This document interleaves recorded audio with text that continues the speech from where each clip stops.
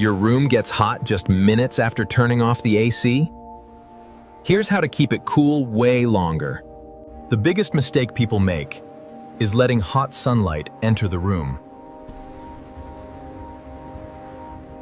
Close blackout curtains before turning off the AC to trap the cool air inside.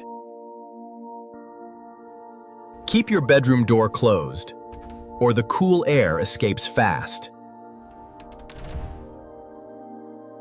A ceiling fan can make the room feel up to 4 degrees cooler, even without AC.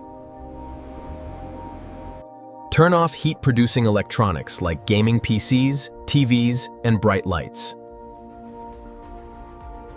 Cotton bed sheets and lightweight blankets help your body stay cooler all night. Try placing a bowl of ice in front of a fan for a simple DIY cooling trick. If the air outside becomes cooler at night, open windows for natural airflow. Keeping humidity low can make your room feel much cooler instantly. A clean air filter also helps your room stay cooler longer after the AC shuts off. Most people blast the AC too cold, then lose all the cool air too quickly. Now, find your balanced comfort.